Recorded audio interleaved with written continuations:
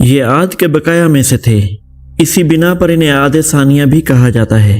عرب کی قدیم اقوام میں یہ عاد کے بعد دوسری مشہور ترین قوم تھی۔ زمانہ جاہلیت کے اشعار اور خطبوں میں بکثرت ان کا ذکر ملتا ہے۔ اسیریا کے کتبات اور یونان، سکندریہ اور روم کے قدیم مورخین اور جغرافیہ نویس بھی اس کا ذکر کرتے ہیں۔ ہم بات کر رہے ہیں عرب کی معدوم اقوام میں دوسری سب سے مشہور ترین قوم سمود کی۔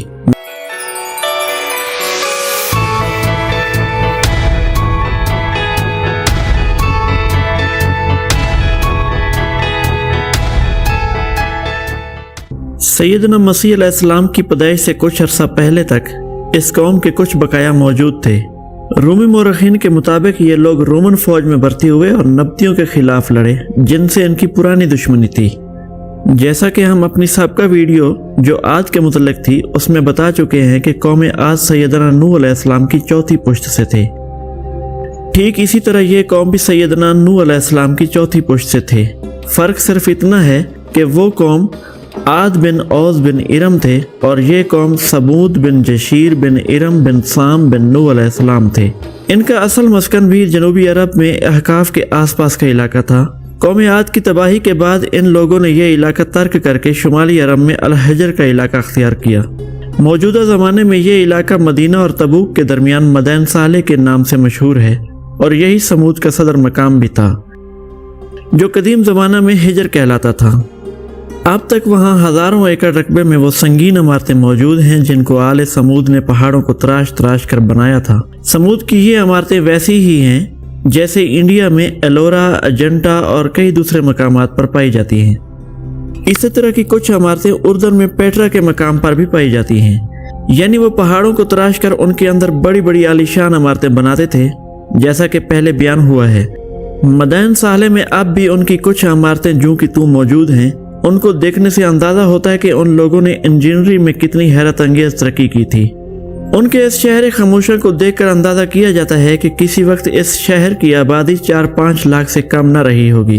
جنوبی عرب، یمن اور حجاز سے جو تجارتی قافلے شام کو جاتے تھے انہی علاقوں سے گزرا کرتے تھے، اسی وجہ سے پورا عرب ان کا نام جانتا تھا۔ ان کی شوکت و حشمت کے قصے عرب میں عام تھے، بچہ بچہ ان کے نام سے واقف تھا۔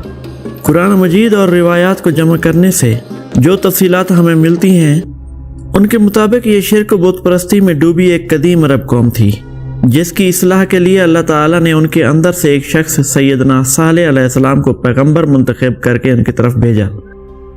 سیدنا صالح علیہ السلام نے اس گناہگار قوم کو وحدانیت کی دعوت دی اور پروردگار واحد کی طرف پکارا تو انہوں نے یہ کہہ کر انکار کیا کہ آپ تو ہماری ہی طرح کے انسان ہیں، اور ساتھ ہی ساتھ اللہ تعالیٰ سے نشانی کا مطالبہ بھی کیا۔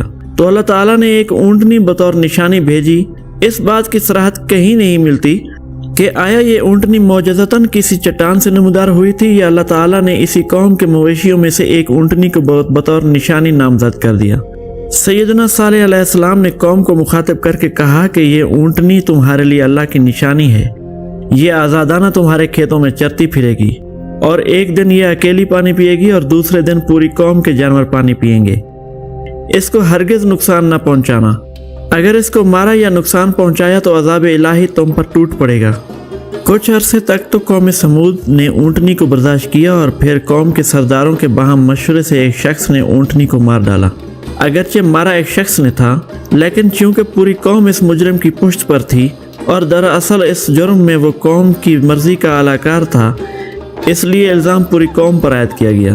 سیدنا صالح علیہ السلام نے ان کو کہا کہ مزید 3 دن اس میں گزار لو اور یہ تنبیہ غلط ثابت نہ ہوگی۔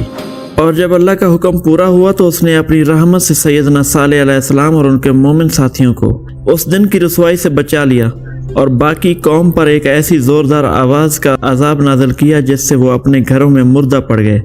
غزوہ تبوک کے موقع پر جب نبی صلی اللہ علیہ وآلہ وسلم ادھر سے گزرے تو آپ نے مسلمانوں کو وہ آثار عبرت دکھائے اور وہ سبق دیا جو آثار قدیمہ سے ہر صاحب بصیرت انسان کو حاصل کرنا چاہیے۔ ایک جگہ آپ صلی اللہ علیہ وآلہ وسلم نے ایک کنویں کی نشاندہی کر کے بتایا کہ یہی وہ کنواں ہے جس میں سیدنا صالح علیہ السلام کی اونٹنی پانی پیتی تھی، اور مسلمانوں کو ہدایت کی کہ صرف اسی کنویں کا پانی پینا، باقی کنووں سے پانی نہ لینا۔ ایک پہاڑی درے کو دکھا کر آپ صلی اللہ علیہ وآلہ وسلم نے بتایا کہ اسی درے سے وہ اونٹنی پانی پینے کے لیے آتی تھی۔ वो मकाम आज भी फजुन्नाका के नाम से मशहूर है। इनके खंडरात में जो मुसलमान सैर करते फिर रहे थे, आप सल्लल्लाहु अलैहि वसल्लम ने उनको सबको जमा करके कौम समूद के अंजाम पर इबरत दिलाई और फरमाया कि ये उस कौम का इलाका है जिस पर खुदा का अजाब नाज़िल हुआ था। यहाँ से जल्दी गुजर जाओ, ये सैरगाह नहीं है बल्कि रोने का मकाम है। कहा जाता है कि तैफ का कबीला बनु सकीफ कौम समूद के एक जिंदा बच जाने वाले शख्स की नस्ल से था, जो गालबन सैयदना सालेह अलैहिस्सलाम का गुलाम था।